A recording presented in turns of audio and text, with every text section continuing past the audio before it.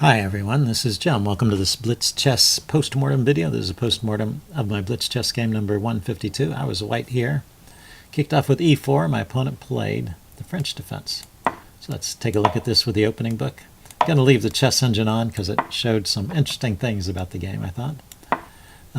Here there's three main moves. Knight f6, the classical French. Bishop b4, the win-hour French. And d takes e4, the Rubinstein French. And I take back, which is normal. And then my opponent plays an unusual move, bishop e7. One idea with this position that I'm familiar with is the Fort Knox variation, where the bishop comes to d7 and then to c6. Looks like knight d7 is also an idea here, and knight f6, immediately challenging my knight. But bishop e7 was played, possibly with the idea of then playing knight f6 to challenge my knight. I develop my knight, it's normal, and knight f6. Yeah, so he's just got the bishop there, so if I take, he can take back with the bishop. And actually the chess engine says I probably should take and then play c3, just blunting the bishop on f6. So that would be a way to play. I decided to defend the knight. Not bad as well. He took, and I get a bishop here. So far so good in the opening. I think I have a slight edge. I got a little more space in the center, more pieces out. And we're pretty much out of the opening book. Although after knight d7, I guess we get into a variation here that has a few more games in it, or up to 16 games or so. And then c5 he plays. He could continue with knight f6 here, kicking the bishop, and that was really what I was expecting. After c5, I make a mistake with this move d5, and then we're out of the book. So let's go look at the notation tab. Yeah, d5 is just a blunder here because of his move knight f6. Yeah, so he confused me by delaying this a move, and now I have to move the bishop away, and I can't defend the pawn, which is attacked. I could try. Okay, bishop d3 is recommended. I could try pushing on with d6 is another way of playing. d6. Bishop takes d6. And then bishop to g5. Pinning the knight instead of retreating my bishop immediately. So still good for black. All this is good for black, although if you'll notice it's not a whole pawn worth of good. It's so I have some compensation for the pawn, just not enough. Anyway, he takes the pawn. That was a mistake. Taking with the knight is a bit of a positional mistake. You should take with the pawn here because it just gives you more central control. You just have a very good center with these two pawns up here, and the pawns are weak, and the knight is doing a good job on f6 anyway. So really no need for it to venture out to d5 at this point in the game. So that would be the way to play it. He played knight takes d5, and his advantage is diminishing. And after this move, knight f6, his advantage has completely disappeared. So at this point, I have full compensation for the pawn. I'm still a pawn down, but the position is even. Now, if we back up a second, he did have a better move in this position, which is knight b4. And this would probably be the best way to take advantage of white's mistakes here. I don't want to give up my bishop, so I'll retreat to b1. Then he can take the queens off, and we'll play f6 or f5. At this point, yeah, I mean, there's less material on the board, and in the long run, my advantage in development here is not going to be enough to overwhelm black.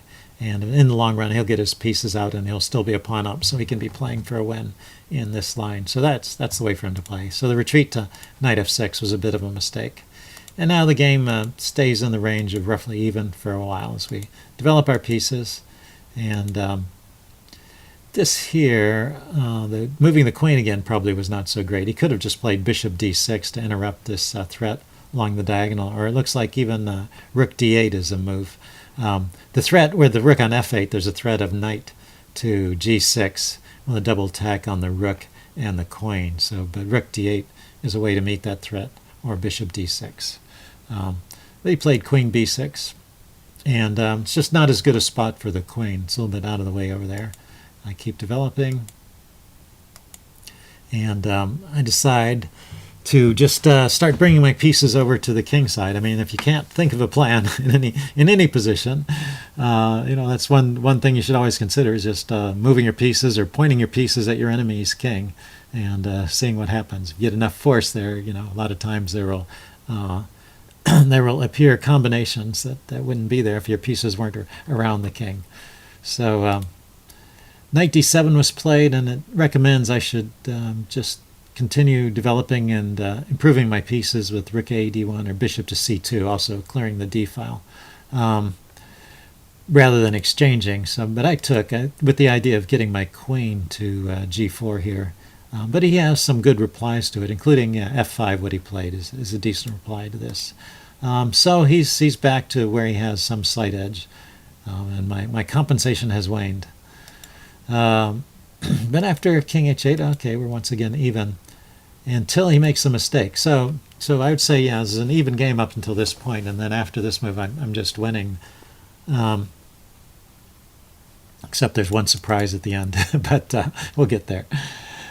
So bishop c6, yeah, it's just a mistake because he leaves the e-pawn undefended. My opponent was just playing too fast along here. If you watch the video of the game, he ended up the game with almost as much time as he started, which means he was just playing on the increment the whole way. But you really do need to check before making these moves what pieces you're leaving hanging.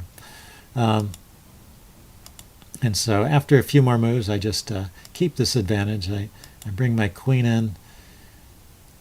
Well, I'm threatening to bring my queen in. That's right. I take first on f5. I was wondering about queen g6 right away, and it looks like queen g6 is a move. That's interesting.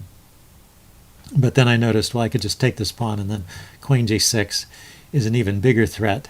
And now the move my opponent played, rook a e1, is actually one of the best defenses. And I should play. There's other moves I could play.